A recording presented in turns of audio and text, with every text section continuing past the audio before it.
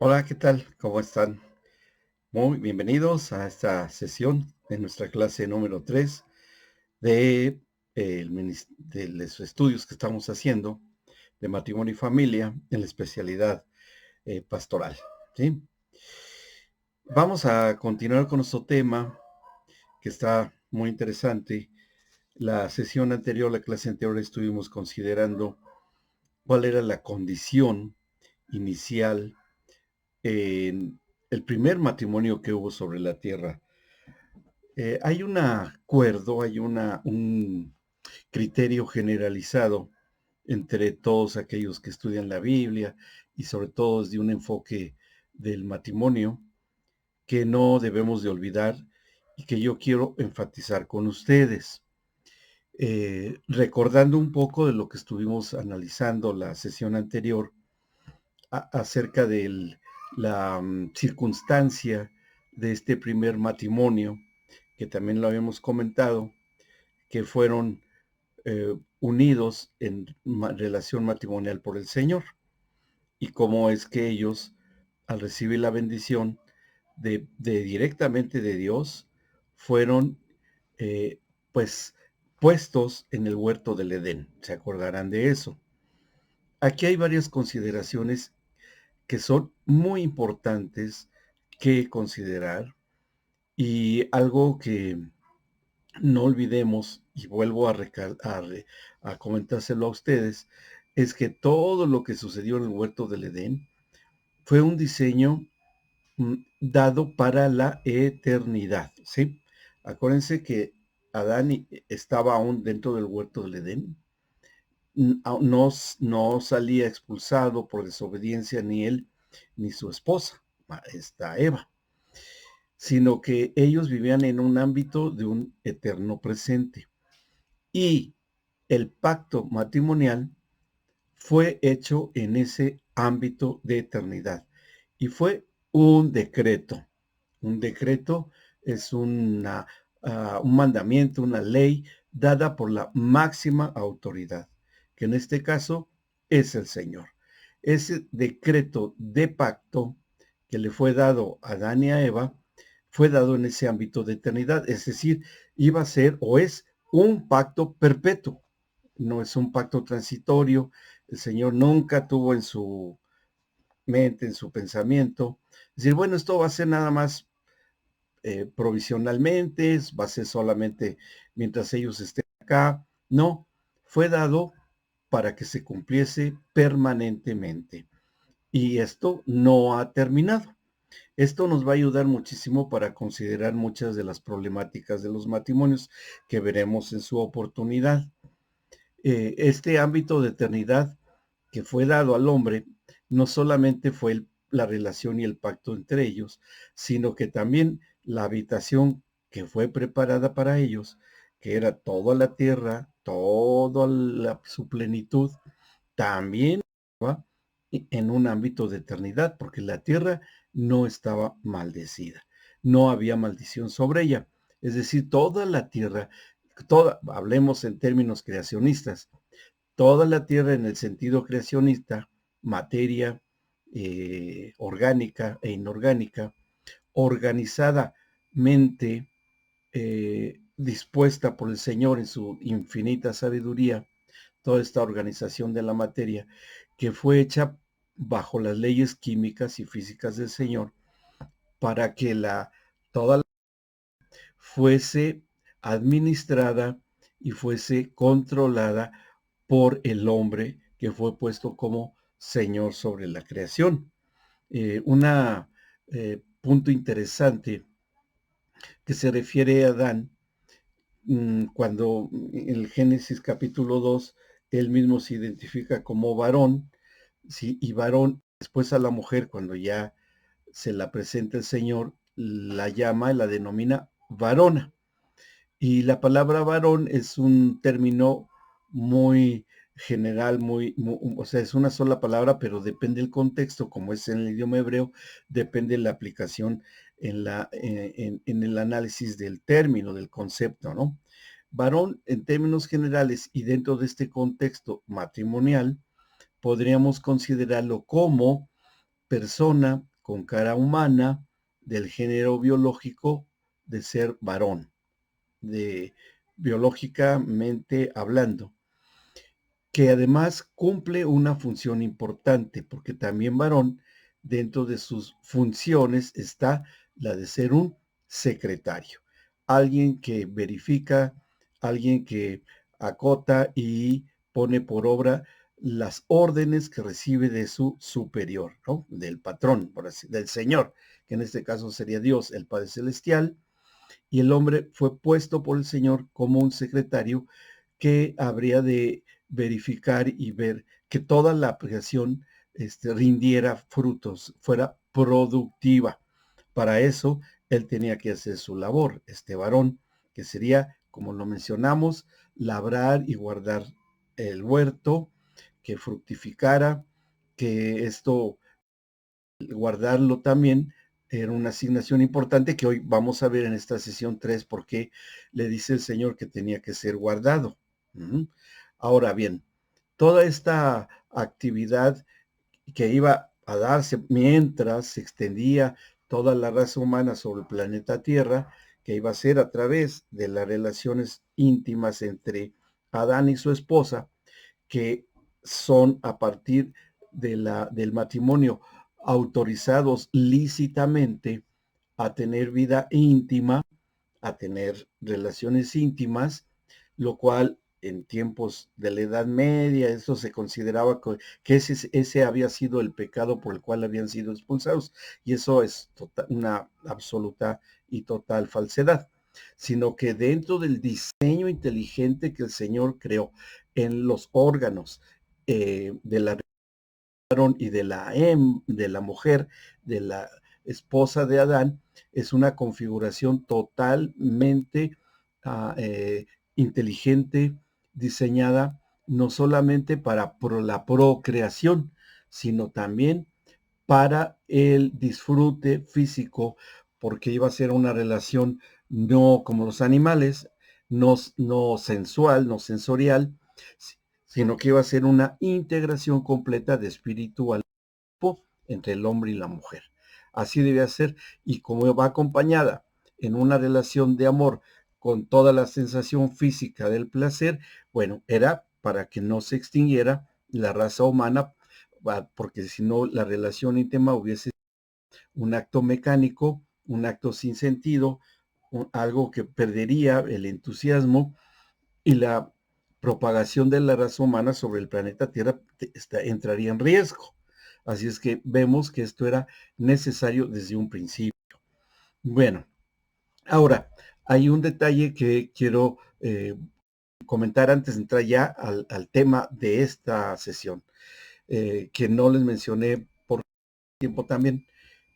La ubicación del huerto del Edén, si ustedes tienen su Biblia, y allí podemos hacer una lectura de cómo estaba la distribución geográfica del huerto del Edén. Nosotros encontramos esta referencia, el huerto del Edén, aquí, miren, vamos a la Biblia, voy a abrir yo mis anotaciones. En Génesis capítulo 2, versículo 10, ustedes pueden leer ahí. Así, en el capítulo 2, y salía de la tierra, y salía de Edén un río, un río, ¿sí? Un río para regar el huerto. O sea, ese río que estaba justo donde estaba el huerto del Edén, de ahí se repartía en 4 brazos. Era una extensión geográfica bastante grande, considerable, ¿no? Y de estos 4 brazos, que eran ríos que salían de Edén, eh, aquí encontramos que tenían cada uno su propio nombre. Este es el que rodea toda la tierra de Jávila, donde hay oro, y que es muy bueno, produce bedelio y ónice. El segundo río es Gijón, que rodea toda la tierra de Cus, y el nombre del tercer río es Hidekel. Y este es el que va al oriente de Asiria, y el cuarto río es el Éufrates. Bueno, ¿qué tiene que ver eso? O sea, eso es historia, eso es geografía, hidrografía, ¿no? Dirían algunos. No, tiene un gran significado, porque no era cualquier río, eran ríos que tenían unas ciertas propiedades.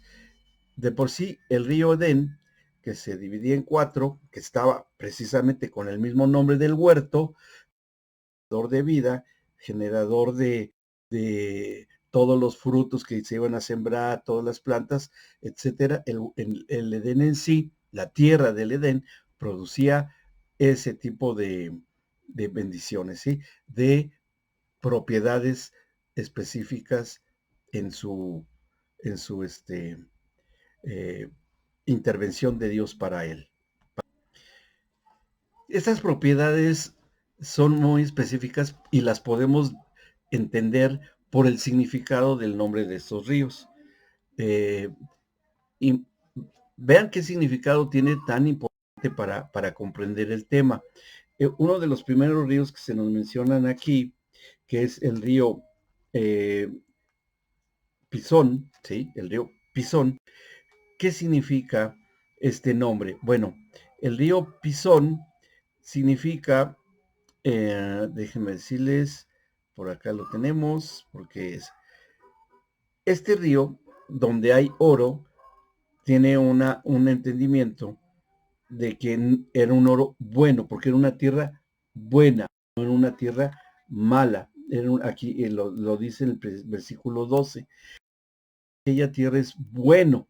Es decir, porque uno puede decir, bueno, si hay oro bueno, es que, bueno, podríamos entenderlo así, porque depende el valor que se le dé, si es en el momento en que Adán, hijo de Dios, está bendecido, todo lo que estaba bajo sus pies, todo era bendecido. Y así era este oro, era para gran bendición. ¿Y esto para qué era? Para provisión de la familia. Un oro bueno es riqueza, es abundancia, y esto es para la provisión, ¿sí? Que no solamente era para mantener un nivel de autoridad de gobierno basado en la provisión que vendría de Dios mismo, para sostener a la familia, bueno, para ya llegaría el tiempo, podemos pensarlo, porque después así sucedió con oro malo, ¿verdad? Que no cambió, este oro no desapareció, pero el hombre le empezó a dar un valor que no necesariamente si es para bien, ¿no? Sino que este fue, en ese tiempo, era para bien. El hombre ya empezaría a darle el valor que tendría el oro.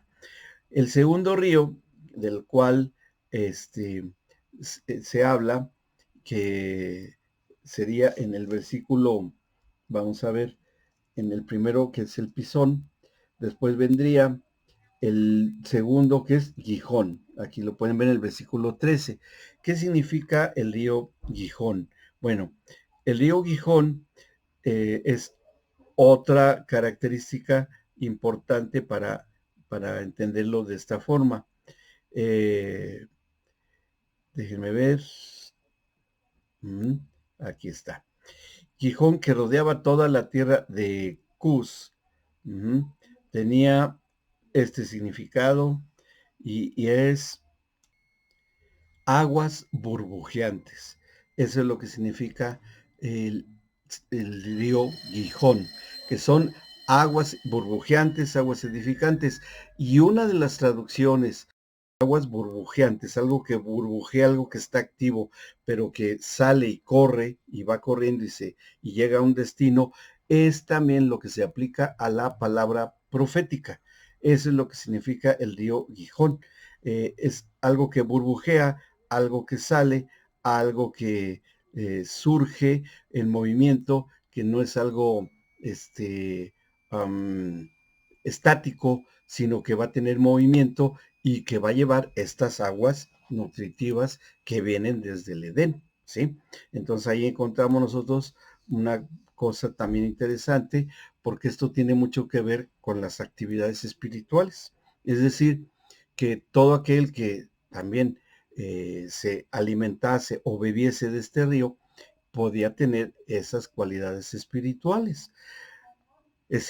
Podríamos decirlo como el Señor Jesucristo lo dice en Juan 4:14, de mi interior o de su interior correrán o brotarán ríos de agua viva, ¿sí? Eso se podrán ustedes acordar.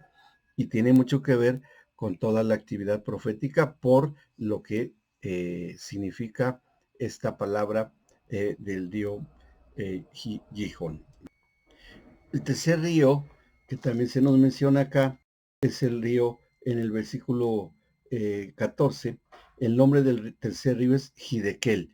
¿Qué significa el nombre Hidekel? Bueno, es el río rápido, es un río veloz, es decir, que hay un poder de aceleramiento, hay un poder de avanzar, de no quedarse estancado, sino de que corre y empuja, ¿sí? Como en un río, ustedes han visto documentales, o si no es que lo han visto ustedes en persona, cuando viene una avenida de un río que viene con un torrente fuerte, lleva piedras, troncos, lo que encuentra a su paso lo empuja, lo va haciendo a un lado. Bueno, eso va a significar que es un río que tiene un poder de aceleramiento para hacer huir a lo que se oponga a su propósito. Es decir, y esto habla de autoridad, habla de gobierno poderoso, que no se puede resistir, y había una razón de por qué era importante que esta capacidad de confrontación fuerte, poderosa, impetuosa, estuviese también allí en el huerto del Edén. ¿Bien? Y finalmente está el río Tigris, el río Éufrates, perdón, el río Éufrates, que es el que también se nos menciona acá, en el 14, y el cuarto río es el río Éufrates. ¿Qué significado tiene la palabra Éufrates? Fructífero. Y es un río que ya llegaba inclusive hasta la zona de Babilonia, que era una agua que propiciaba, que muy nutritiva para hacer crecer frutos. Y frutos que iban a ser el resultado de regar el huerto del Edén, y todos los árboles a los de que llegaba esta agua iban a ser de gran bendición para la alimentación de Adán, Eva y sus descendientes, ¿no? Que sería también la manera, y por estar en una tierra bendecida, sin maldición, sin maldad, pues es lo más cercano al fruto del Espíritu, ¿sí? El fruto del Espíritu, ahí vamos a encontrar más adelante ya cómo Dios va a solucionar la salida de Adán y Eva del huerto del Edén. ¿Mm? Entonces, todo esto es importante considerar, como lo leímos, estaban estos ríos para regar el huerto del Edén, y era lo que nutría, humedecía y hacía que hubiese las condiciones propicias para que crecieran todo lo que se producía, inclusive hasta cosas que eran necesarias que hubiera. Por ejemplo, por ahí leímos uno de los ríos, creo que no lo mencioné, pero se los digo, en el 12, el oro de aquella tierra era bueno, así cuando hablamos acerca del río Pisón. Ahí hay bedelio y ónice, que resinas, porque eran precisamente unas resinas aromáticas, que eso es el bedelio, que se usaba para traumatismos y para dolores, que obviamente sí podían haber tenido Adán y Eva, bueno, pues, aunque vivían bajo bendición, pero no estaban exentos de que se cayeran o que pasara algún accidente, y bueno, podría ser, ¿no?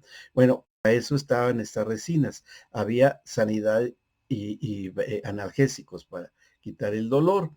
Y también la, la otra de las cosas que era el ónice, que era una piedra preciosa, una piedra que viene de la actividad volcánica, que sale del medio del fuego, que es una manera también, como el fuego consumidor, para forjar el carácter, que a pesar de las presiones, como también el diamante, así también el ónice, las presiones, el calor, y es un proceso de tiempo de madurez, se aprenden a confrontar situaciones difíciles, ¿sí? Y eso era todo esto, o sea, nos damos cuenta que todo esto estaba en el huerto del Edén. Y eso es lo que alimentaba al árbol del fruto de vida, al árbol del fruto de vida, al árbol de vida, ¿sí? Ese, toda esa nutrición de este árbol que absorbía todas estas aguas salutíferas, aguas de bendición, las incorporaban en el fruto del árbol de vida, y ese es el que debían de estar comiendo Adán y Eva por orden del Señor. Creo que les convenía estar comiendo ese fruto, ¿sí? Y de ahí es donde ellos bebían. Pero bueno, pero había un árbol que estaba ahí como vecino del árbol de vida, que era el árbol de las ciencias del bien y del mal. Y aquí es donde vienen ciertas interrogantes. ¿Por qué es que Dios permitió, y aquí ya estamos entrando en el tema de la clase 3, por qué es que el Señor permitió que estuviese un árbol de esa naturaleza ahí en el huerto del Edén? Bueno, hay varias cuestiones que debemos nosotros plantearnos, y que la misma Biblia nos debe dar la respuesta al tener una interrogación como esta, ¿no? ¿Por qué el Señor permitió que hubiera esto? Bueno, hay un antecedente previo que tenemos que mencionar.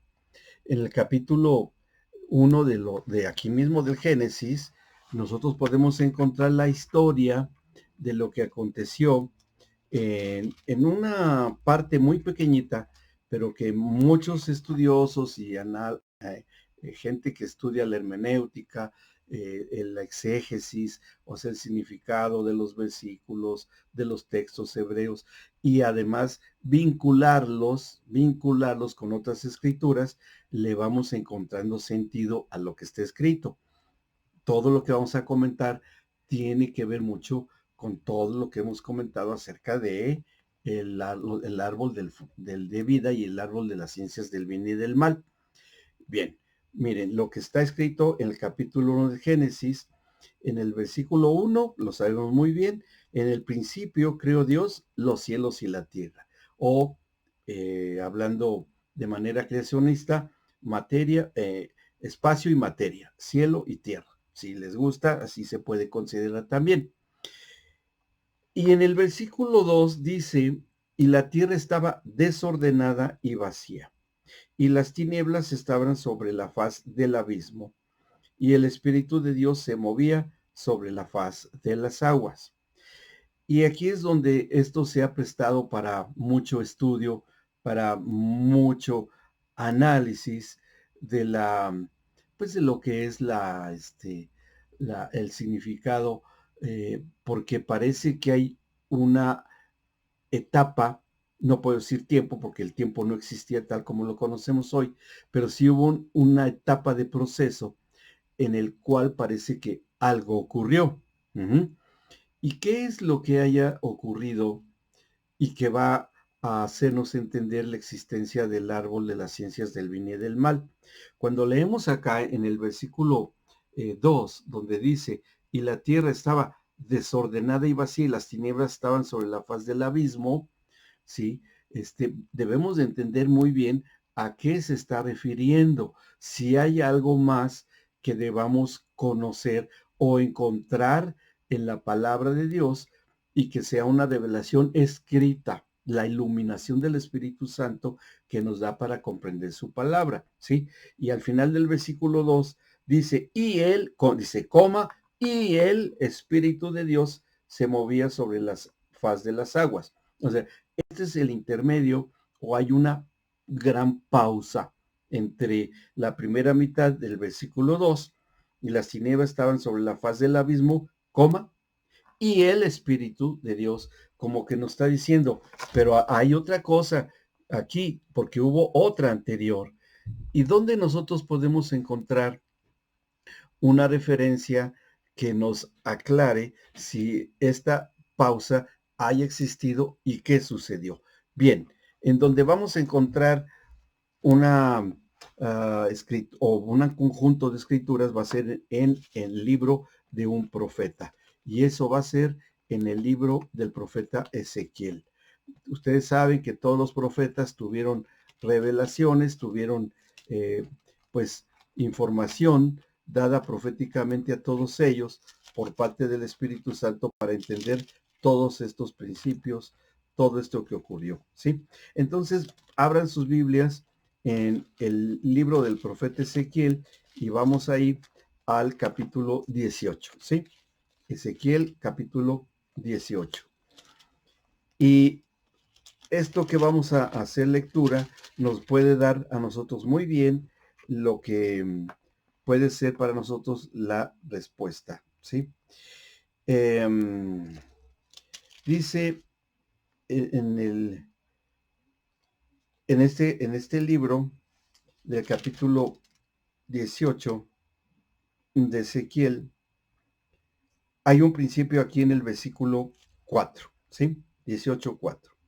Dice, he aquí que todas las almas, son mías. Como el alma del Padre, así el alma del Hijo es mía. El alma que pecare, esa morirá. El Señor establece un principio para el hombre, ¿sí? Pero aquí ya vemos que ya hay una idea, un concepto, una eh, percepción muy clara de que Dios conoce el mal, sabe el mal, no porque lo practique, sino porque lo conoce. ¿Y cómo es que Él conoció el mal? Sin practicarlo, debió haber sido algo ajeno al corazón de Dios, porque iría en contra de su propia esencia. Y esto vamos a ver un poco más adelante, aquí mismo en el capítulo 28 de Ezequiel. ¿Qué es lo que nos dice aquí esta escritura? ¿Y de dónde es que viene esto que hemos leído en el capítulo 18? La propiedad del alma del hombre es de Dios. Y toda alma que pecare esa morirá. ¿Por qué sale ya el concepto del pecado? Bueno, ustedes pueden decir, es que está en la ley de Moisés. No, bueno, pero no estamos leyendo la ley de Moisés. Estamos analizando un libro profético en donde el ámbito de eternidad es lo que se encuentra en la lectura de los libros de los profetas. Con la aplicación correcta de las reglas de interpretación bíblica que ustedes llevarán también en un curso, nosotros encontramos que nos debemos de posicionar en una visión global de eternidad, no temporal, no terrenal, porque entonces sería, pues nada más en los tiempos del rey Ezequiel pasó esto y punto, ni antes ni después, allí, histórico, está en crónicas y ya, y no se puede pasar de ahí. Y no es así, sino que también debemos de verlo con esta óptica de que los acontecimientos de Dios en la voz de los profetas no existe el tiempo terrenal. Todo pudo haber sucedido al mismo tiempo en un antes, en un presente y en un mañana, en un futuro. Todo al mismo tiempo, ¿sí? Difícil de comprender, sí, pero cuando ya tenemos ese criterio, ya no nos dificulta tanto el entender todo esto, la expresión profética. Bien, ¿qué nos habla Ezequiel 28? Habla de un acontecimiento que ocurrió precisamente, y los acuerdos de todos los estudiosos de la palabra coinciden en que ocurrió precisamente a la mitad del versículo 2 del Génesis 1, en esa coma o esa pausa que les he mencionado, ¿sí? En esa pausa, podríamos colocar muy bien esto que aconteció y que está en el capítulo 28 del libro de Ezequías, del profeta Ezequiel.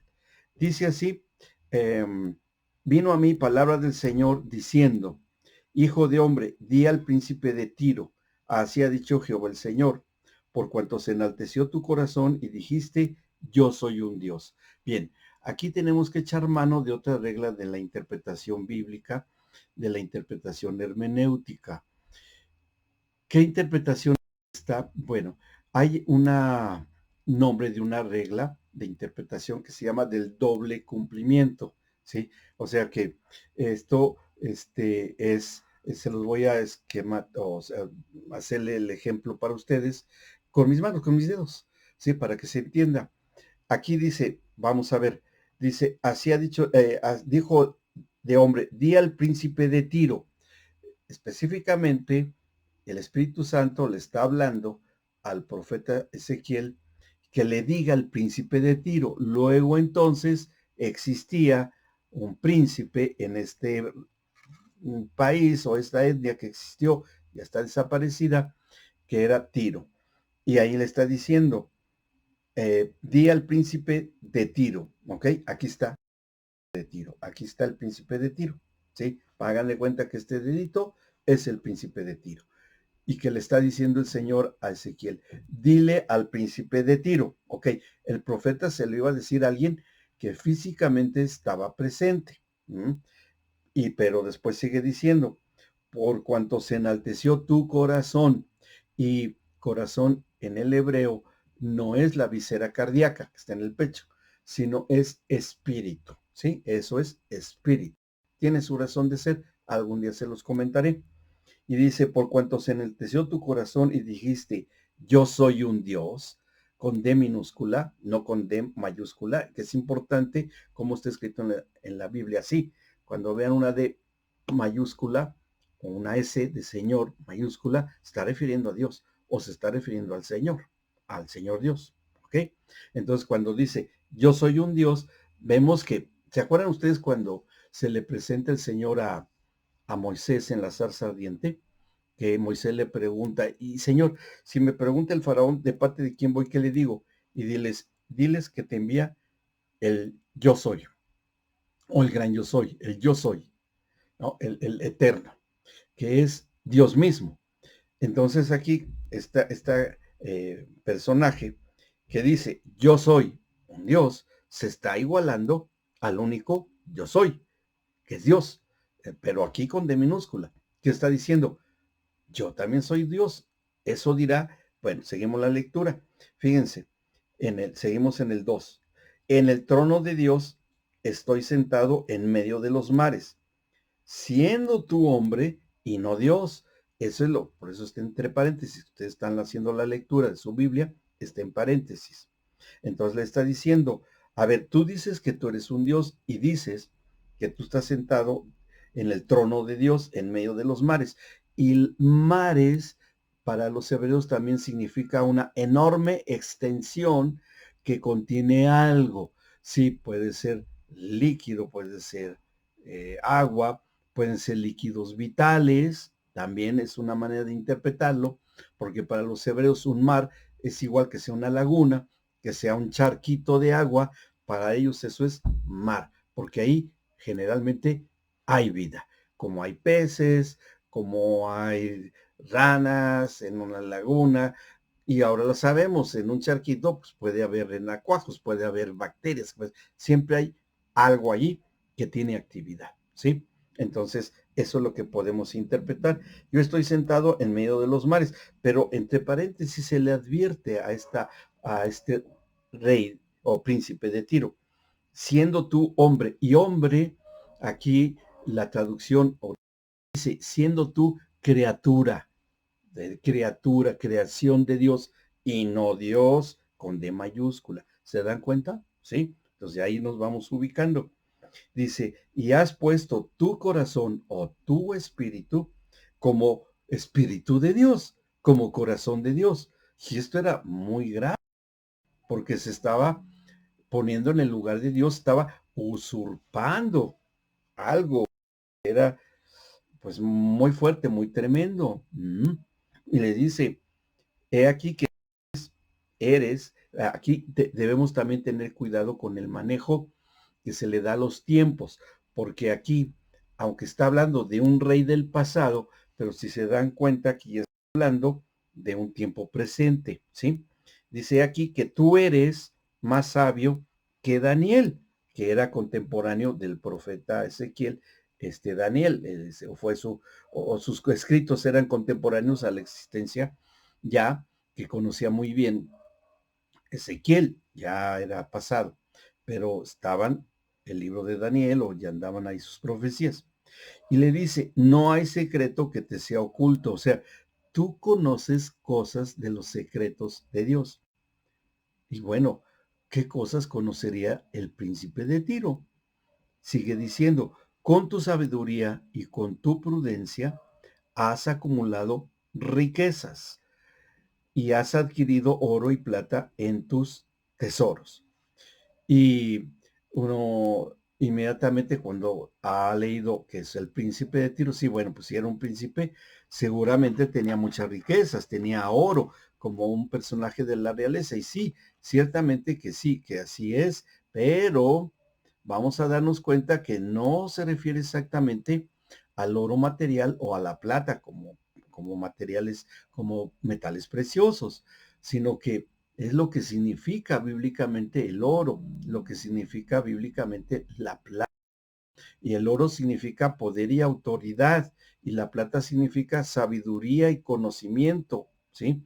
Ese es el significado. Vamos a verificar si es así y si vaya en armonía con lo que estamos estudiando.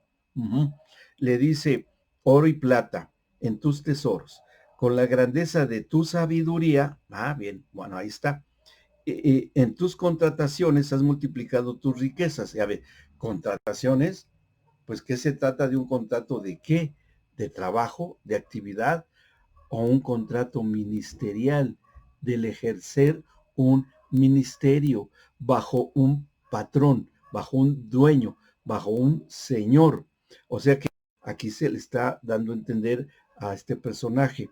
Tú tenías una actividad que estabas, para lo cual estabas contratado y que tú tenías sabiduría y que este trabajo, esta responsabilidad que ha hecho que se multipliquen tus riquezas, o sea, has adquirido más conocimiento, más autoridad.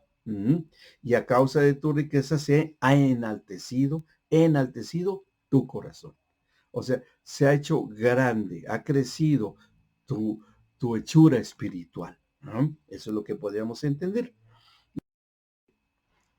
Por tanto, he aquí, y por cuanto pusiste tu corazón como corazón de Dios, porque se enalteció tu corazón, ahora vamos al 7, por tanto aquí yo traigo sobre ti extranjeros.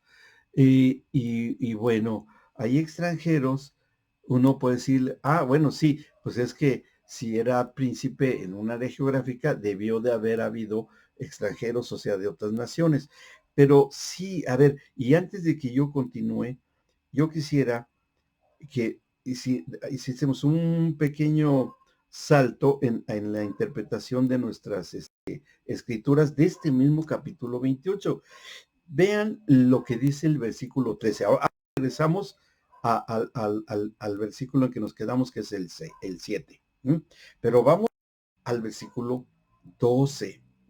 Ahí en el 11 parece que hay otra parte que el profeta, vino mi palabra de Jehová diciendo, hijo de hombre, levanta endecha sobre el rey de Tiro. O sea que está el príncipe de Tiro, que estaba, también está el rey de Tiro. Y ahora el profeta ya no le está hablando exactamente al príncipe de Tiro, sino que ahora también le está hablando al rey de Tiro, ¿sí? Ya le está hablando ahora al rey de Tiro y le está diciendo, alguien con mayor autoridad que un príncipe. Y dile, así ha dicho el Señor, tú eras, fuiste, ya no, es un tiempo, o sea, en algún proceso de tu existencia, eras el sello de la perfección, lleno de sabiduría y acabado de hermosura. En Edén, en el huerto de Dios estuviste, de toda piedra preciosa era tu vestidura, y ahí empieza a describir vamos a después a regresar ahí. En el 14 le dice, tú, querubín grande, protector, yo te puse sobre el santo monte de Dios, allí estuviste en medio de las piedras de fuego, te paseabas. Oh, sorpresa. Entonces, ¿a quién se estaba refiriendo el Señor? Al príncipe de Tiro. Sí, bueno, era la persona física a la que le fue dicha la profecía. Al rey de Tiro, sí, pero el rey de Tiro no pudo haber estado en el huerto del Edén. Aquí lo dice, y menos que fuese un querubín. Y sabemos que un querubín es un ángel guerrero o es un ángel ministrador de una gran autoridad en el gran y vasto pueblo de los ángeles de Dios. Entonces, si nos está hablando aquí de alguien que está teniendo una actitud de ser como Dios y ser usurpador de Dios mismo, que había sido puesto en un lugar de mucha autoridad, pues no podemos de entender que se refiere a Satanás, que en ese tiempo no era su nombre, le iba a ser cambiado su nombre. Él en ese tiempo recibía el nombre de Lucifer o Lucero de la mañana. Entonces era precisamente a quien se le está dando esta palabra profética, o sea, el lugar final de destino de la palabra profética era precisamente para con Lucifer. Ahora sí, si regresamos al capítulo, el mismo capítulo 28, pero en el versículo 7, donde dice, por tanto, aquí yo traigo sobre ti extranjeros, los fuertes de las naciones que desenvainarán sus espadas contra la hermosura de tu sabiduría y mancharán tu esplendor. Vamos a continuar para entender. Al sepulcro te harán descender y morirás con la muerte de los que mueren en medio de los montes. Hablarás delante del que te mate diciendo, yo soy Dios. Tú, hombre, eres, o eres creación y criatura de Dios. Eres alguien creado. No eres el creador. Solo hay un creador y tú fuiste creado. Entonces eres una criatura. Y dice, y no Dios, en la mano de tu matador. Y fíjense lo que dice el 10. Muerte de incircuncisos morirás por mano de extranjeros, porque yo he hablado, dice el Señor. Bueno, aquí tenemos que entender a qué se refiere extranjero, porque si nada más fue en la época de entre el Génesis 1 y 2, allí específicamente en esa pausa del 2, no había todavía, ni tan siquiera el hombre existía, todavía no era creado el hombre, apenas se estaba haciendo todo el universo, o sea, apenas el Señor tenía en su mente, en su sabiduría infinita, la creación misma. Él iba diciendo, hágase esto, hágase, bueno, lo iba a decir después, hágase la luz, háganse los mares, háganse las hierbas, háganse todo lo que fue la creación. Pero bueno, no olvidemos que hicimos la lectura. Ya identificamos al personaje, ¿sí? Que si bien se le decía al príncipe y al rey de Tiro, no era a ellos a donde debía llegar la interpretación profética, sino que era a Lucifer, que se le fue dicho en ese tiempo, porque leímos que estaba puesto sobre el monte de Dios. Y sobre el monte de Dios, ¿qué es lo que hacía Lucifer? Y sabíamos que él era el que tenía en sus contrataciones, tenía el ministerio de la adoración, ¿sí? Él estaba exactamente como dice, en el monte de Dios, estaba sobre el trono de Dios, ¿sí? Porque misma criatura lo dice en cierto momento. Lo vamos a encontrar un poco más adelante, pero tenemos que seguir leyendo acerca de los extranjeros. La palabra extranjero significa o tiene una manera de decirse es los que vienen del otro lado. Eso significa los que vienen del otro lado. ¿Qué está haciendo aquí diciendo el Señor? Está profetizando de alguien que va a venir del otro lado. ¿Cuál otro lado? Bueno, como es una cuestión profética, el único otro lado cual tenía el Señor en ese momento, en su dicho, en sus expresiones, era la dimensión que estaba creando, que es en la que vivimos, ¿sí? O sea, los que viven en la otra dimensión, no esta donde estoy yo, que es la dimensión de Dios. Podríamos decirlo, el tercer ser, el tercer cielo, o donde, no el segundo, porque ese es el cielo, el universo, la tierra, ¿no? Y el universo y el primer cielo, lo que está encima exactamente del planeta Tierra. En este tercer cielo, que es donde estaba el Señor de la creación, es donde estaba esta esta criatura, este personaje. Lo interesante es que dice, van a venir alguien de otra dimensión que son incircuncisos. No está hablando acerca de la ley, Dios está hablando de incircuncisos. ¿Quiénes son los circuncisos? Los que no eran hebreos.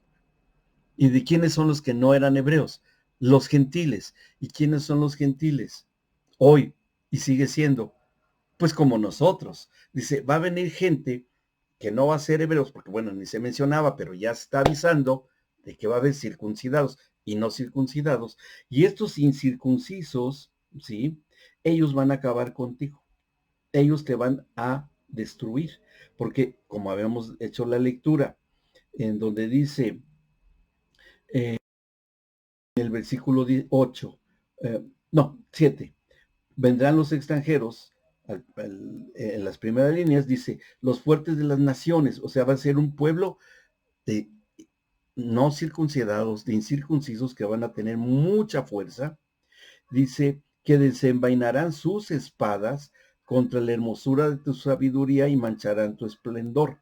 Al sepulcro te harán descender y morirás con la muerte de los que mueren en medio de los mares. O sea, asfixiado, presionado, que no te vas a poder mover, vas a estar inmovilizado totalmente. Dice, hablarás delante del que te mate diciendo, yo soy Dios. Tú, hombre, eres y no Dios en la mano de tu matador. De muerte de circuncisos morirás por manos de extranjeros, porque yo he hablado, dice el Señor. Y está interesantísimo esto porque el Señor está profetizando a través de Ezequiel que eso se le fue dicho a Lucifer desde que se reveló. Va a venir lo que va a ser mi iglesia. Ya desde entonces, ya estaba advertido, o sea, ya estaba dicho, ya estaba anunciado desde antes que inclusive Adán sobre la tierra. Y bueno, después viene la descripción de esta criatura o este querubín. Vean cómo dice en el versículo 12, hijo de hombre, levanta endechas sobre el rey de Tiro, o sea, lloros, que, lamentos, ¿no? Dice, y dile, así ha dicho el Señor, tú eras la perfección, lleno de sabiduría, acabado de hermosura. En Edén, el huerto de Dios, estuviste. O sea, estuvo ya Lucifer allí, sí. Y lo vamos a estudiar en el Génesis capítulo 3. Y bueno, dice después, en Edén, el huerto de Dios, estuviste, de toda piedra preciosa era de cornerina, topacio, jaspe, crisólito, berilo, ónice, zafiro, carbunclo, oro. Los primores de tus tamboriles y flautas estuvieron preparados para ti en el día de tu creación. Por eso decimos que era el que dirigía los cantos de adoración. Dentro de las contrataciones que tenía Lucifer era estar generando música para adorar y para los cantos que él dirigía a los ángeles cada vez que el Señor iba creando algo o simplemente cualquier cosa que el Señor le dijera, todos los ángeles prorrumpían en adoración y él los dirigía. Era uno de sus trabajos, educar, enseñar a los ángeles para la adoración, para la música, para todo lo que hubiera.